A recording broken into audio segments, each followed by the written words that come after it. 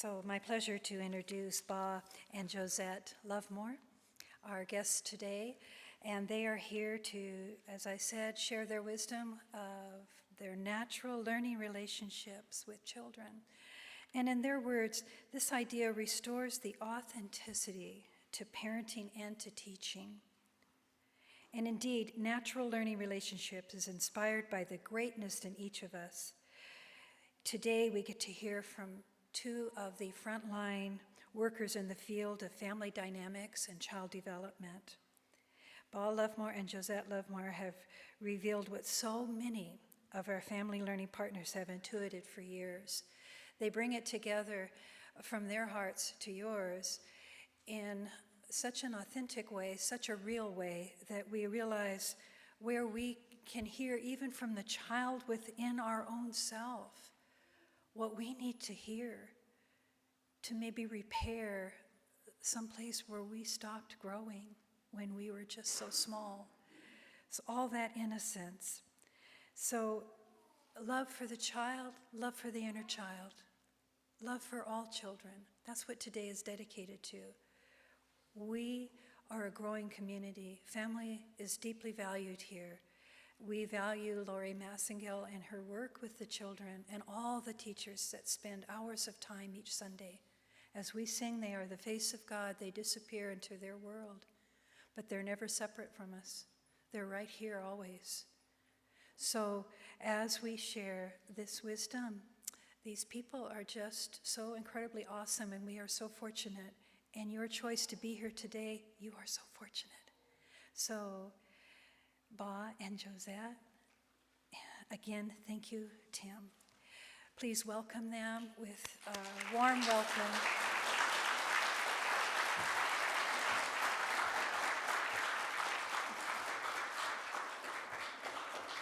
I don't know if I can live up to this, let me tell you. That's a whole lot.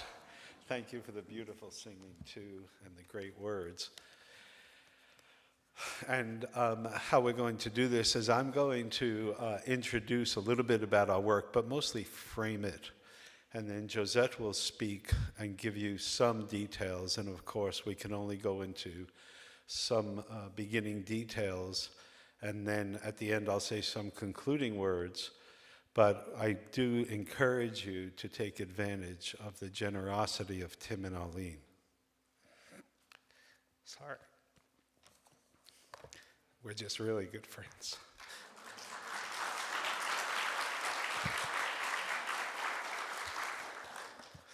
My grandkids make fun of me because they say I cry at commercials.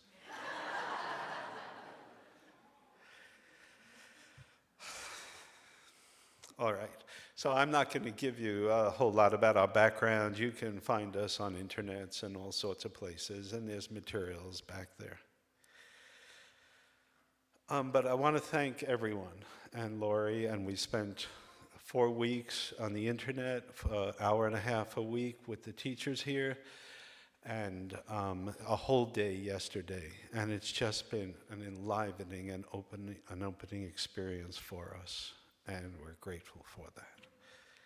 And I want to thank all of you, too, for recognizing that there is a spiritual essence expressed in, through, and as nature that is in each of us and expresses itself in the natural development of children. Like I said, Josette will tell us a little bit more about specifics in a minute, but I want to frame our work with the help from words from Ernest Holmes. Holmes had much to say about nature and natural laws. He said, "The road to freedom lies not through mysteries or occult performances, but through the intelligent use of nature's laws and forces." And he went on to say that nature operates in a logical sequence. Well, what are the natural laws that operate through children? And what is their natural sequence? Because certainly, if we can connect to that and understand that, then we'll be in tune with the essence, with the consciousness, with the unfolding of the way the child organizes the world. And that's much different than saying, oh, I'm marking off behavior. And that's much different than saying I'm marking off attitude. And it gives us a different way of being and connecting, a very practical way, where we're actually involved in understanding the evolution of consciousness in the child. And we know about this because that happened within us as well. It's a natural law. All life forms go through natural evolutionary sequences within their lifespan. Well, so much for children, of course, as well. What do we know about that? And how can we relate to it? Because therein lies the opportunity to move from looking at children as objects, as out there, and actually be able to see through their minds, to feel through their hearts, to maintain our adult perspective while being with them. And a whole different world opens up. It was indicated a little bit in the readings with the comments about it's beyond pathology. Well-being's not contrasted to pathology. Not at all. Well-being is an inexorable force working through us as our conscious beings that allows us to meet in a completely different place than rewards and punishments and metrics. So Holmes actually went on to say that the violation of these natural laws is malpractice. Think about that. Malpractice. Wow. Our culture, unfortunately, as all cultures, sees the child's development through the cultural lens and biases. We have a huge emphasis on intellectual development. We have huge emphasis on metrics and behavior, and very, very little, if any, on understanding the nature and the unfolding of the child's consciousness. But we don't grow in segments. It's not physical development or cognitive development or even spiritual development. And we've studied the people who noticed the spiritual development of children as well. And they'll say things like, well, you have to wait until you're an adult to know yourself as a spiritual being. If any of you have come with that notion, I hope to disabuse you of it in the moment right now. How could it be other? How can we talk about consciousness as whole? How can we talk about humans as whole beings for a moment and then say, oh no, you have to wait. You're not ready yet.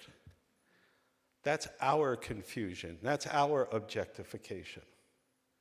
Children are unfolding in consciousness all the time, as are we. You know what the dictionary definition, you can see I've gone off script here. You can know what the dictionary definition of an adult is? The final life stage. What? I'm with Sue on this one. No. Okay, I'm going to turn it over to Josette, but I wanted to just bring up how important this is, and it's been indicated already somewhat. But Holmes understood very well that there is something transmitting between us right now, between a speaker and an audience. There's a wholeness, there's an opportunity, there's something going back and forth. And I have the great good fortune in my life to have been involved with many people who deeply care about spirituality, and one of them is a shaman, a British Columbian, from British Columbia. And the way she was taught in her shaman tradition is there's an invisible line. She saw it just as webs, as tendrils just going out among all the people who were involved with one another in this intimate setting. I think that's a really beautiful image to keep in mind. But how much more for us as parents, as grandparents? What is that intimacy? What is communicated? How do we hold ourselves? How do we hold the children? So without further ado, I'd like to turn it over to you, Josette, and hear a little bit more about the specifics of this, because it's a very practical and applicable way to engage children. And then I'll be back.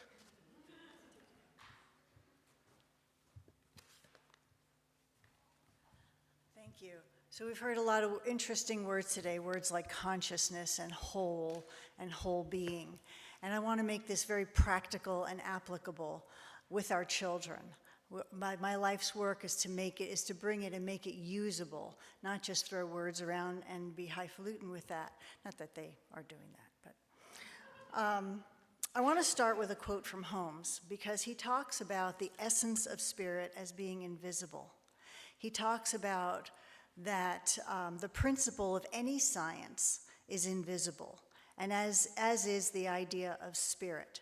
No one has seen God. No one has seen life. And what we have seen is the manifestations of life. No one has seen intelligence. We experience intelligence. The mathematician solves a problem, but the problem is not the principle of mathematics. The solution of the problem is an effect or a result of the application of the principle. We do not see life, we experience life. And likewise, we do not see love, but we experience love with our children, with each other, wherever we want to see it.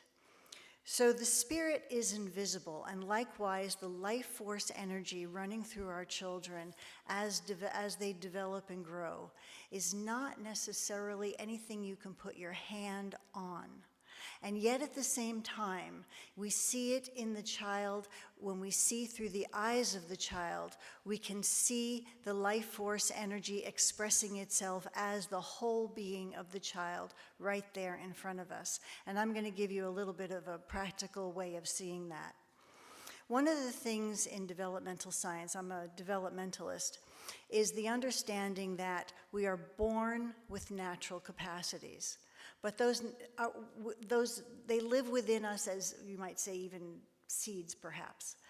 But we need an environment for those natural capacities to come to fruition. So development capacities are innate. Development occurs in relationships. It is the relationships with us in which children develop and grow. We are the environment of children. In one teaching, we talk about the teacher, we talk about the lesson plan, but the environment is the third teacher. We are the child's environment. Now, in the developmental understanding of how children live and grow, we understand that there's an organizing principle at every age of development, a life force energy, you might say, or you might even call it an immaterial essence, an animating principle, an actuating cause of individual life. Its expression changes at every age of childhood. And all life integrates former development into the current stage, and our current stage of development prepares us for where we're moving next. So its expression changes with each life stage while integrating all previous experiences. And the organizing principle is always moving toward well-being. It's always pushing forward toward well-being. So I want to talk a little bit about what's organizing in each age of development. And then I want to talk ever so briefly about the opportunity we have as adults by providing the right environment for children so that they can access this innate capacity, this inborn capacity that's available at each age and stage of their growth. When we provide the right environment, we grow also. And I'm going to be a little more specific about that in this talk. So in that first developmental stage, who we are is what we teach. Now, I'm not talking about perfection. I'm talking about honesty.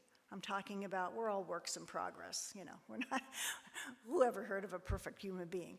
So we're not going to perfect. We're going to just being with who we are and learning as we grow.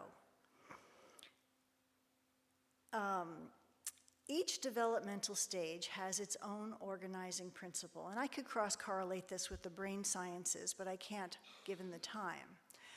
In that first developmental stage, from the first spark of life to the age of around 7, 8, give or take, there's an organizing principle of developing a sense of rightful place in the family, in the community, developing a sense of belonging. And that is a spiritual quality. That joy and that strength of experiencing the body as connected.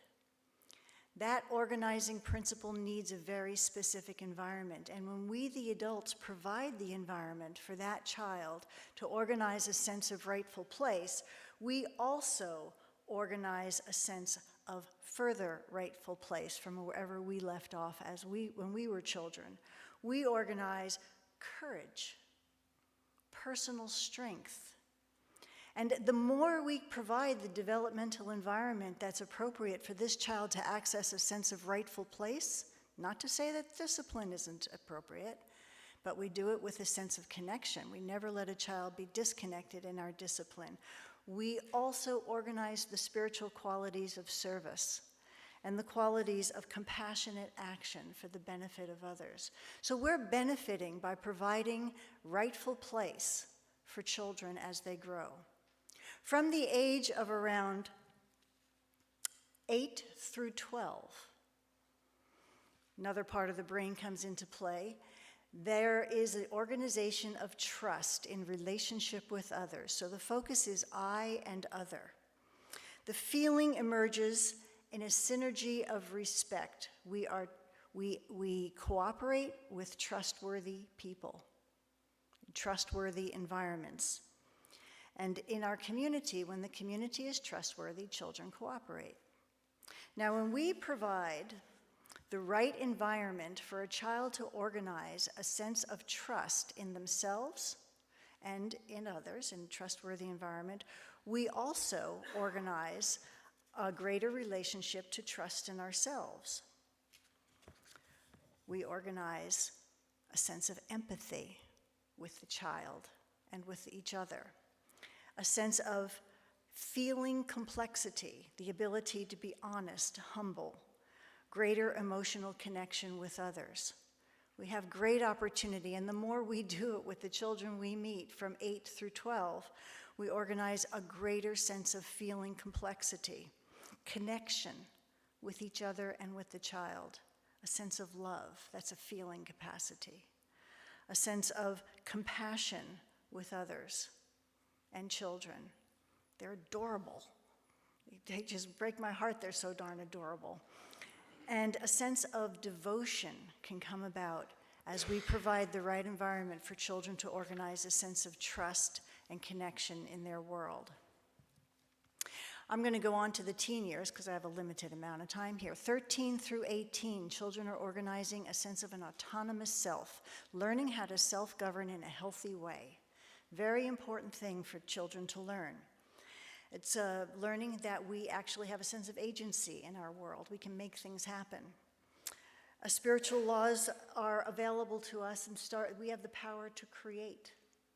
That becomes available at this. It's a very idealistic age, a very affectionate age, and a willingness to be free and autonomous and wish for that same thing for others. When we provide the right environment for teenagers, we also reorganize a sense of an autonomous self-authorship. We can author who we are, who we want to be.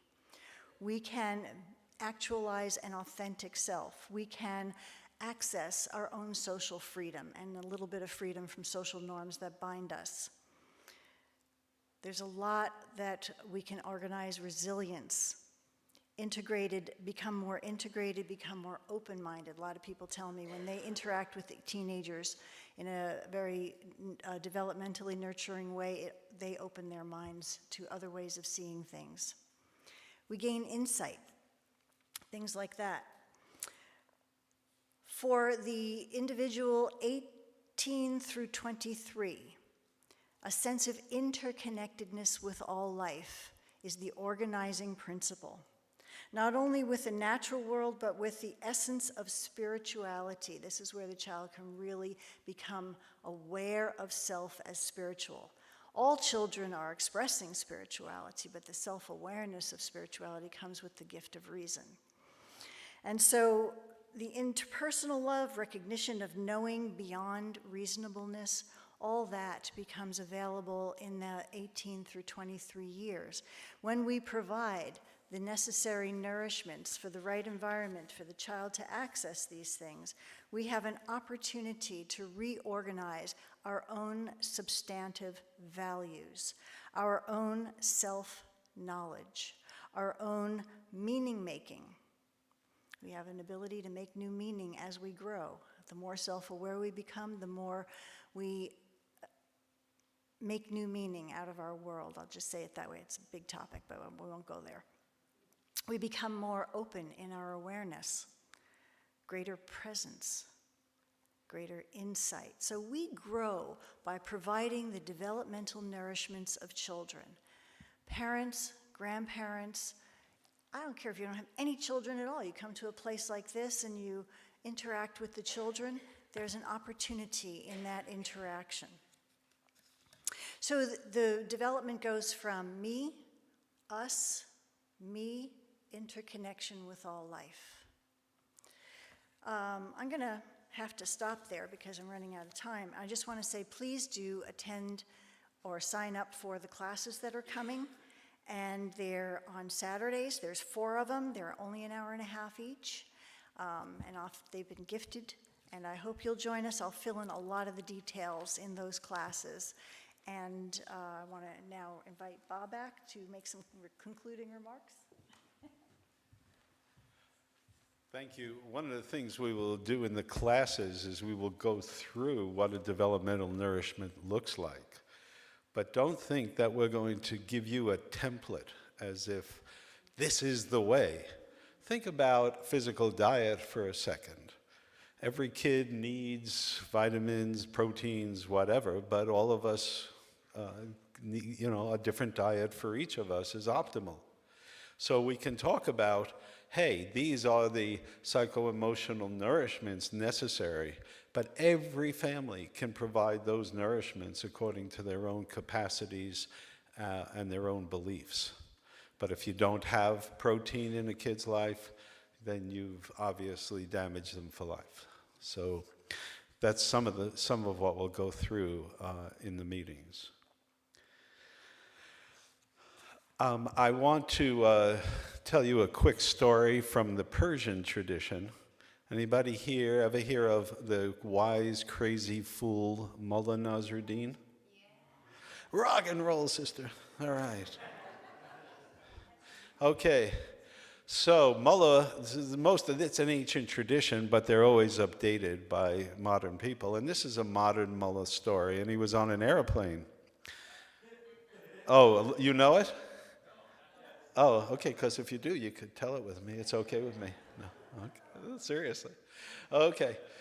And the captain's voice comes over the loudspeaker and says, I'm sorry to tell you one of the engines is out and we're going to be 15 minutes late in landing. And the people are like, oh.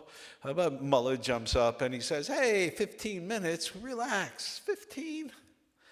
Well, calmed by this irrefutable logic, people sit down, and the captain's voice comes over the loudspeaker again and says, oh, I'm sorry to tell you that a second engine's out, and we're going to be an hour late in landing. Well, now the anxiety ripples through the cabin, but Mullah jumps up and he says, hey, it's better than going on donkey back.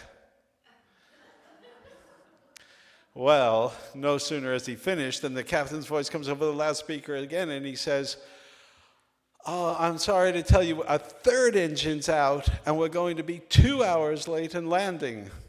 And Mullah jumps up and says, well, I hope the last engine doesn't go out, or we'll be up here all day.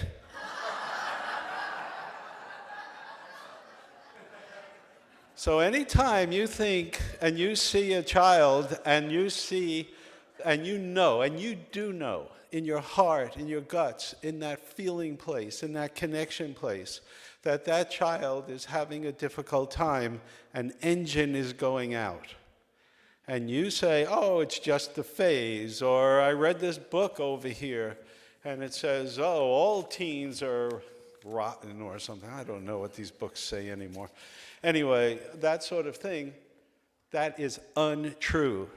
We are whole, we are conscious, we are always consciousness.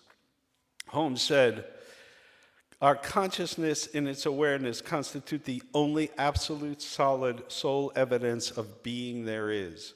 Because if you would take consciousness away, there would be nothing left. Right? When the engine starts going out, my goodness. So, none of us want that to go on anymore. We need to be done with that. We need to let that part go. We need to stop and take responsibility back in and of our consciousness.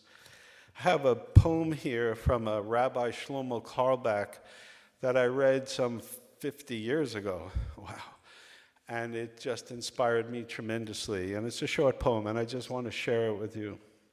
He said, many have come to teach the holiness of God, but still there is no peace in the world. Many have come to teach the holiness of humans, but still there's no peace in the world.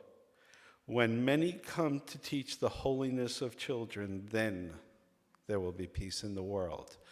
And he didn't say, and I've thought about this so often, teach holiness to children. He said, teach the holiness of children. But holiness, whole, and healing actually are one word etymologically. They're all one word. They're all our opportunity. And if we live in wholeness, we have holiness and we have healing. So I hope I'll see you again.